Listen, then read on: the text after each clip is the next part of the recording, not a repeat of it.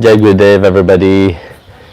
So, you see, like I was saying, the world is going paranoid, and the paranoia really installed in the head of everybody. Even here in Vrindavan, you see, the people, the authority, they're also going a bit cuckoo in themselves. And if you know the Indian bureaucracy, everything is about paper, paper, paper. You give them one paper, tomorrow they look for another paper, and tomorrow they will come again, next day asking for more paper. It's like you have to keep printing the paper and keep giving them. And of course, you see, this is also due to the neighbors, because here they have a certain mentality that the Westerners, the foreigners, they are the cause of the coronavirus in India.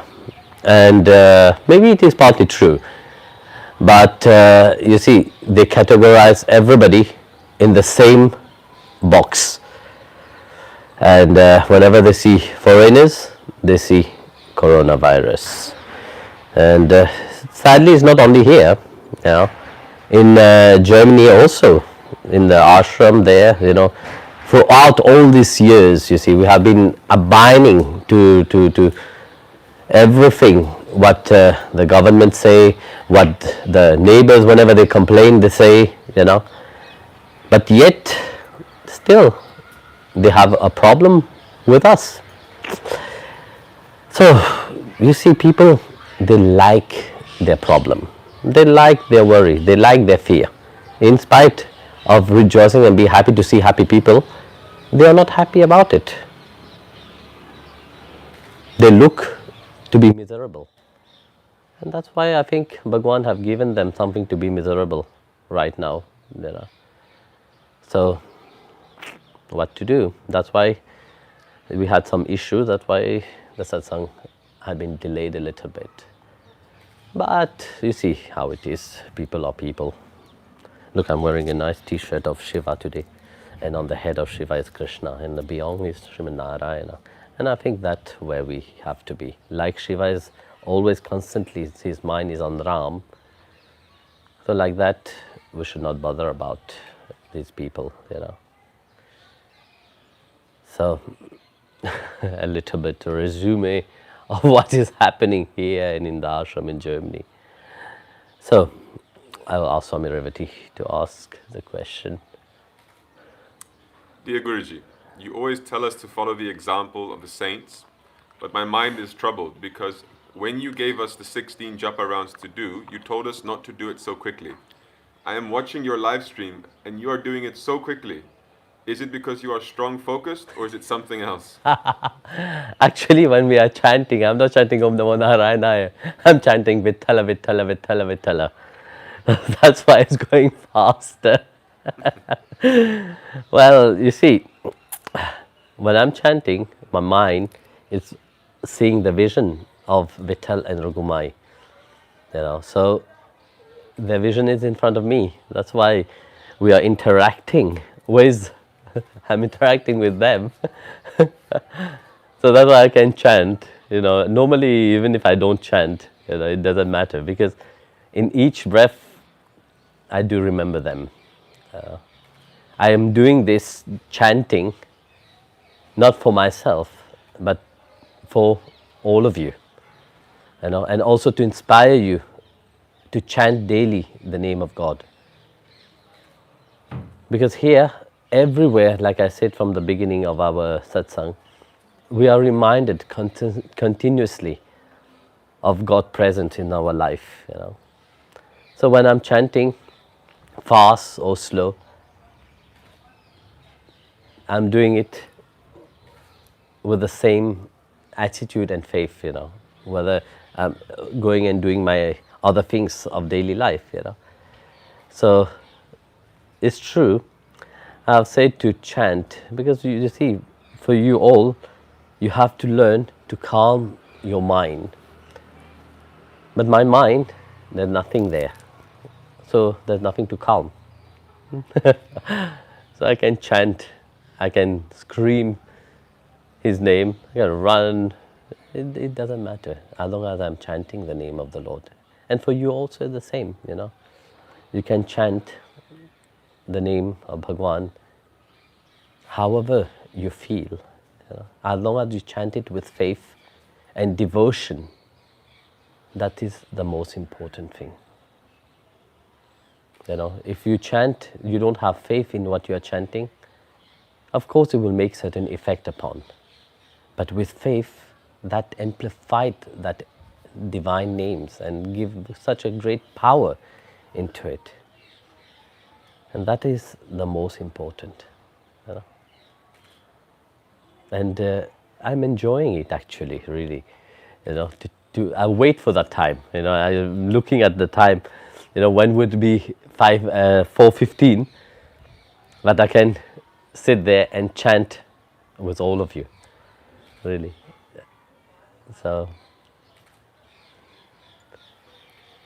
Dear Guruji, what is the best way to cultivate humility? You see, if I will say, if humility will be just like a kilo of rice, you can just go to the shop and buy it. You have it much easier. Very often when people talk about humility, they talk about humility like as if it is a grain of rice, you know, that you can just go to the shop and buy something. Oh yes, I'm very humble. You know? No, humility is a life, how to say, work out process, you know. It's not from one day to the other. It's not by saying, but I am humble, you become humble. You know, but it is by transforming. How do you see yourself?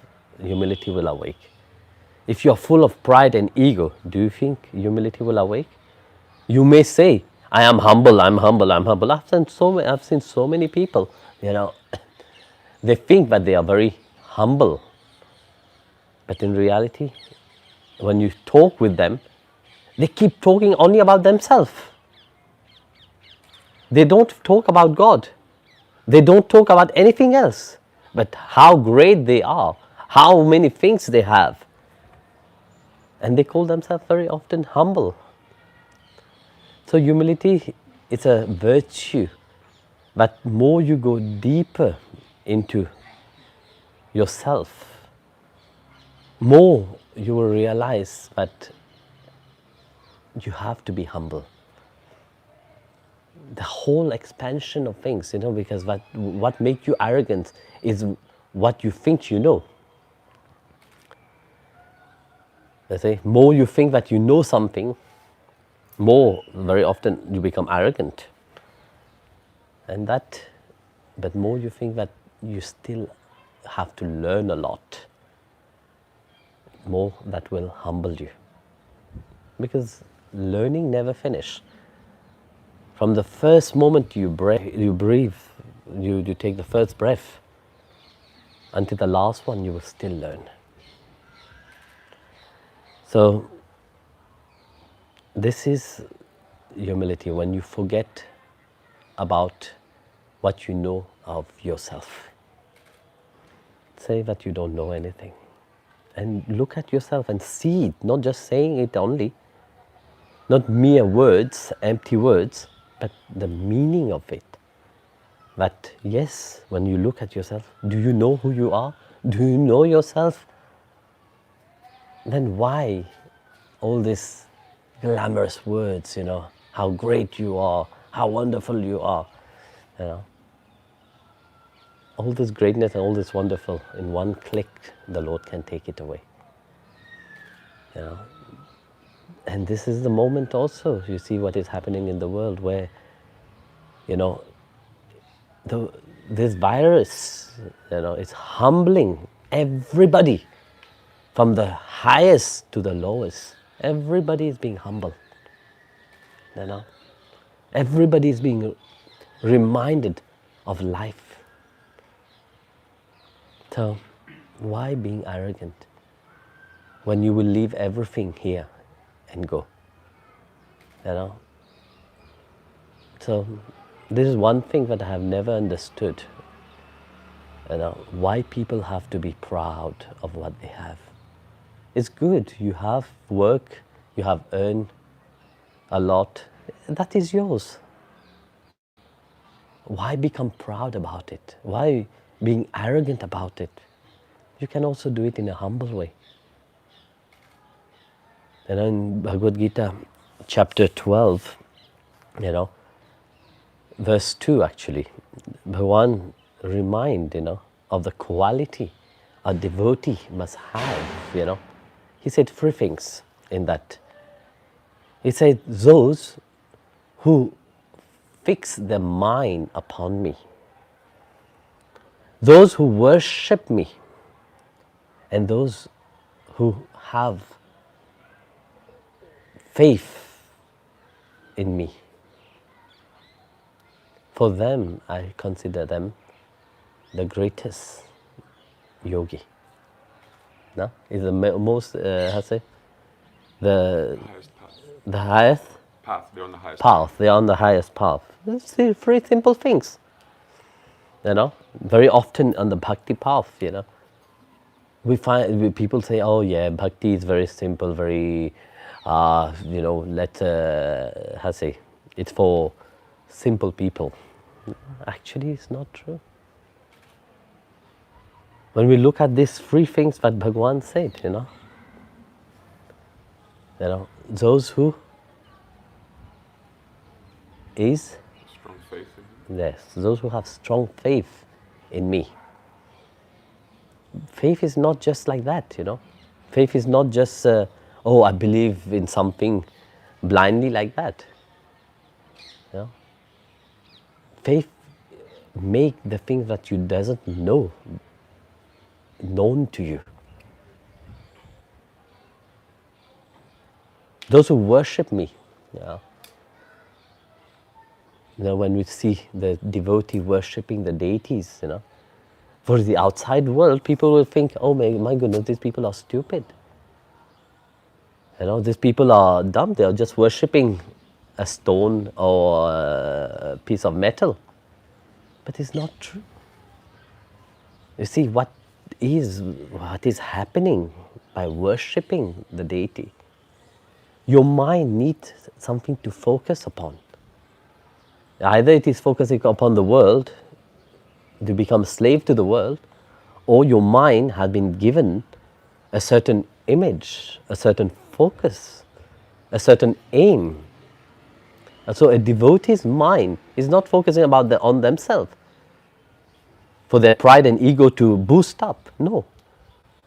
They are focusing upon the form of the beloved Lord. This is the object of their worship. Even this object is limited, yes, but that mind which is unlimited, that mind which is great, have learned to focus itself upon that supreme form, because the form of the Lord, even if it is limited to the matter, but in reality what is holding that faith, what we said, if you believe a stone to be a stone, it will be a stone. But if you believe that stone to be God, it becomes a shivling.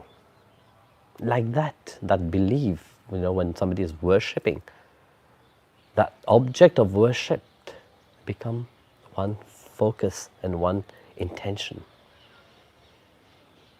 Then Bhagavan said, and the third one is those who focus their mind upon me. Like, you see, these three sound similar. Those who have faith, those who have, they find him as the object, and those who focus their mind upon him.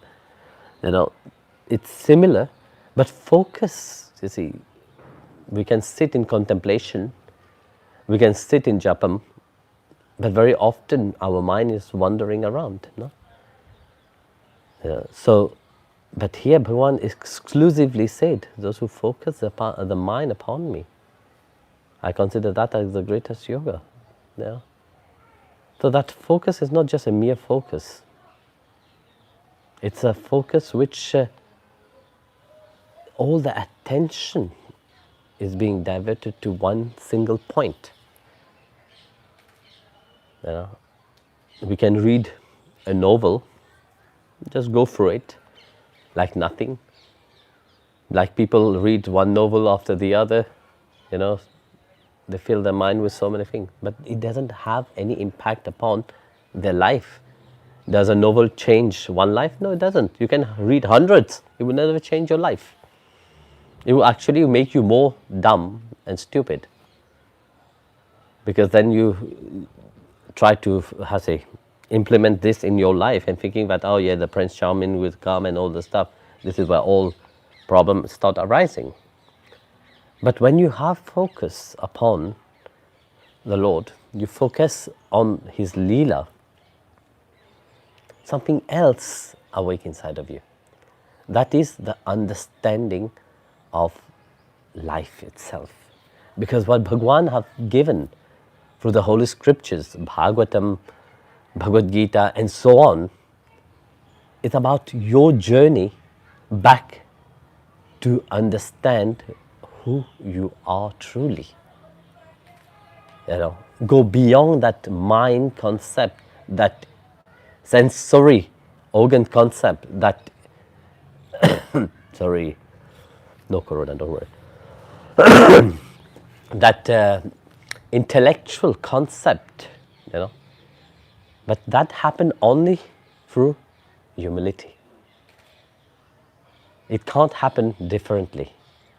When we talk about love, the whole concept of love, of course, everybody everybody knows a certain way what love is.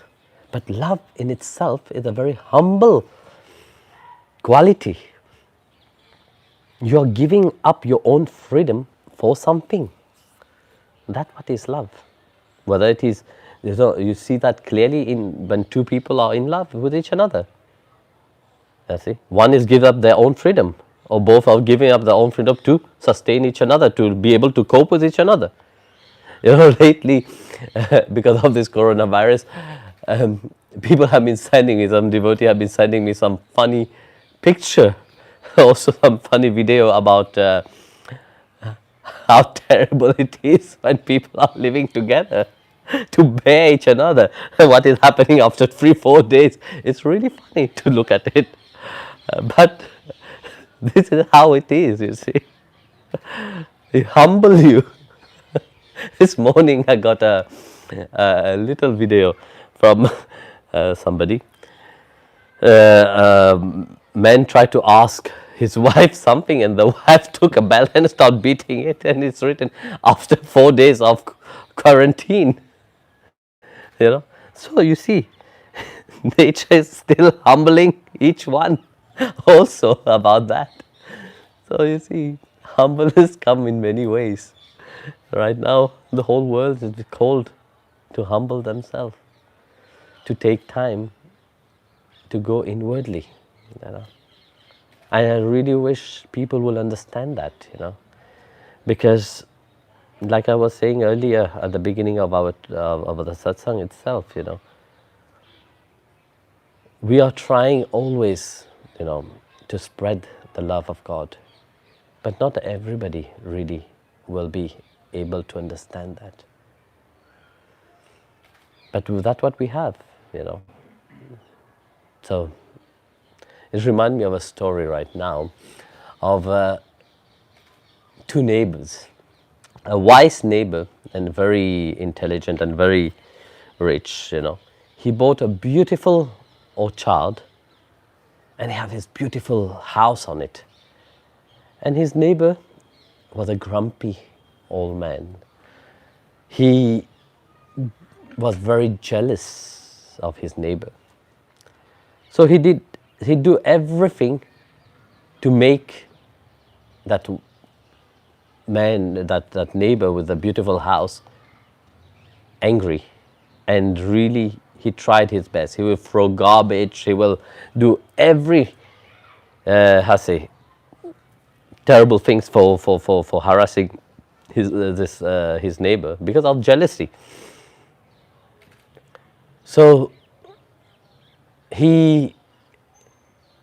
one day he took some garbage and in front of the gate, he pushed all the garbage, underneath, and he left his basket there.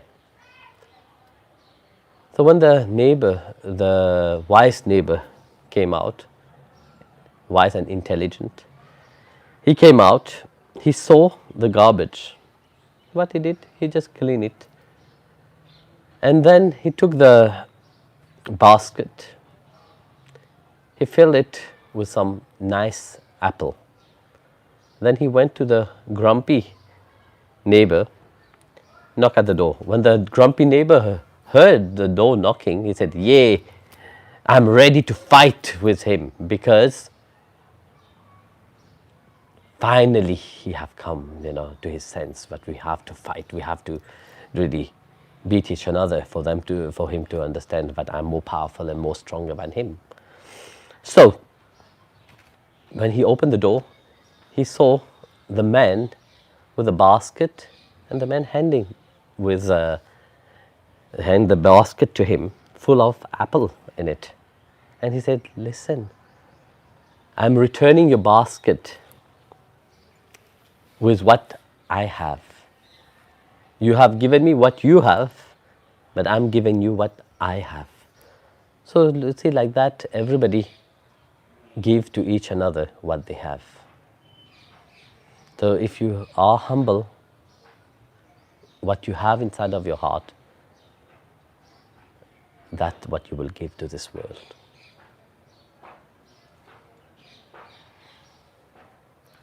Guruji, I have had both positive and negative experiences with your Swamis.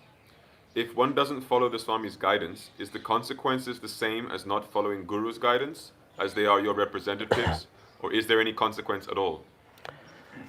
Actually, there is no consequence, because they are not the Swamis, my Swamis, they are not your Guru.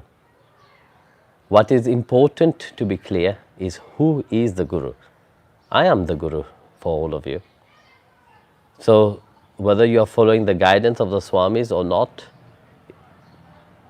it is not, sorry?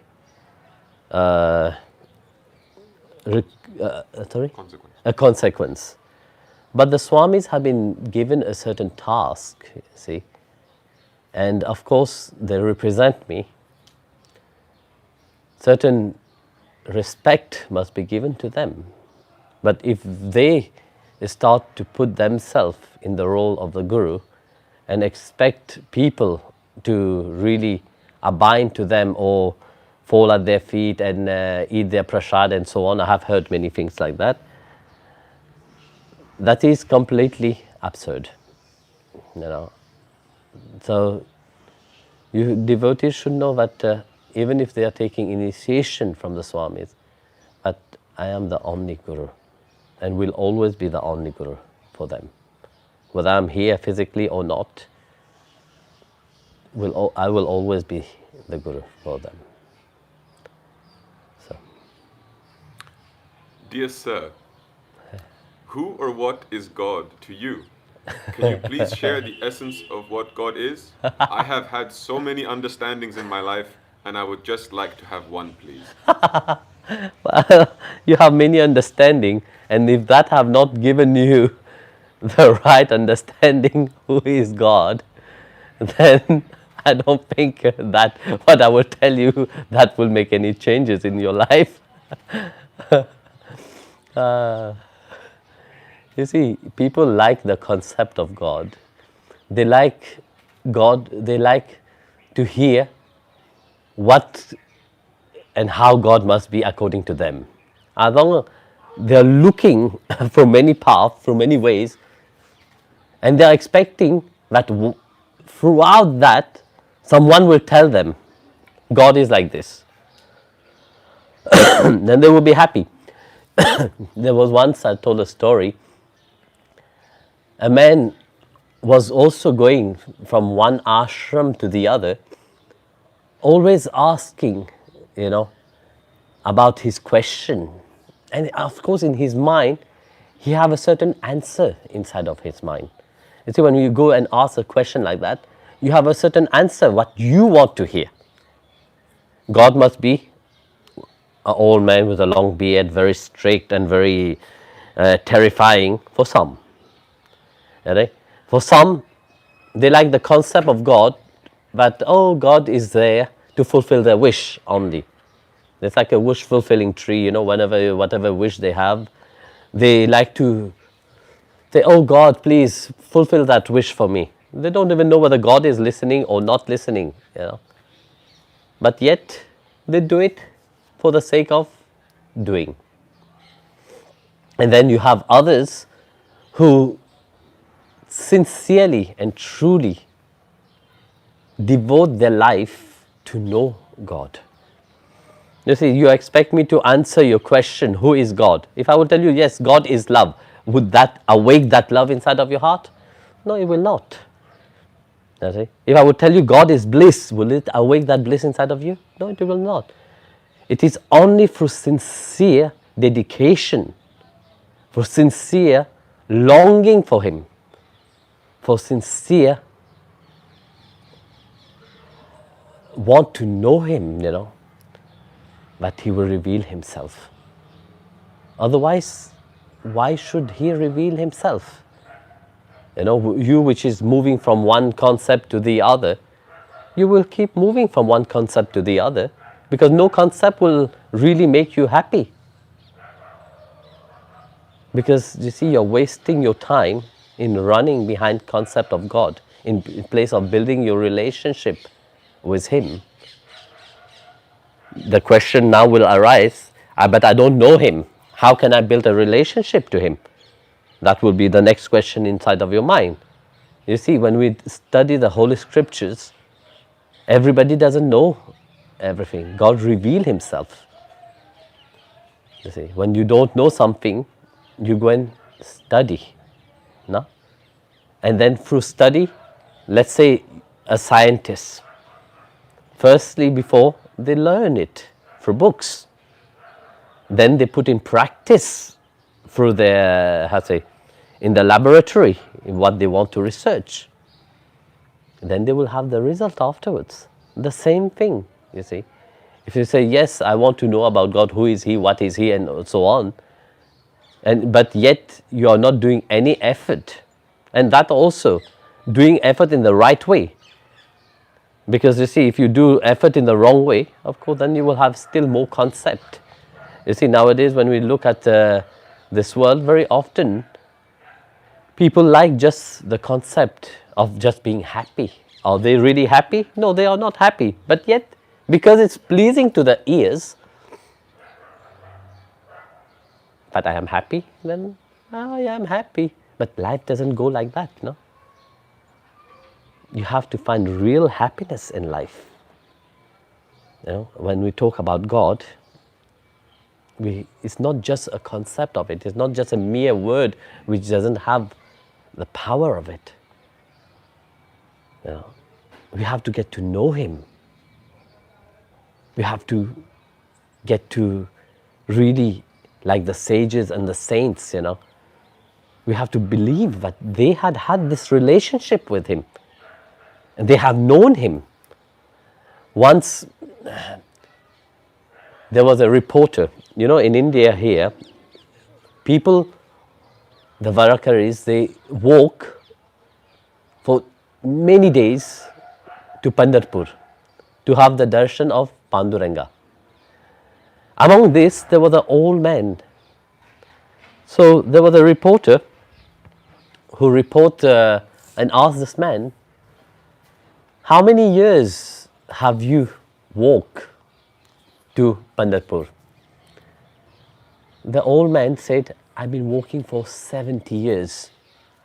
Every year I'll walk for a whole month to Pandharpur to have darshan of Panduranga. And that also, you see, there is millions of people who walk there. They don't go inside the temple to have darshan of Panduranga. They walk continuously chanting Vitthala, Vitthala, Vitthala, Vitthala. They walk to have darshan only of the kalash, which means the pot on the top of the temple. Once they have seen that, they bow down, they walk back. What kind of devotion is that? So the Reporter said, but you never seen Panduranga. For 70 years you have been walking. But the man answered, but he said, yes, I never seen him, but I trust that he see me. I said, how can you trust? I said, I trust in the word of Sant Dhyaneshwar Tukaram. I trust in the word of the saints. Because for them, they have seen him. They had been with him. It is like a dog, in the surrounding. You see, have you ever, for sure you have at night hear dog barking. You will hear one dog bark, and straight away all the dogs in the surrounding start barking. Maybe that one dog have seen the thief. Have all the other dogs which is barking seen the thieves? No, they have not. But they trust that one dog who have seen that thief is barking to alert all the others. They trust him. If dog can trust each another, people can trust in the word of the saints. So, and I find this such a beautiful answer. If we believed in what the saints and sadhus and gurus is saying, and really try. I don't say that you can put in practice everything, but at least try your best to build your relationship with Guru and God. Have that grace, that will make God visible to you.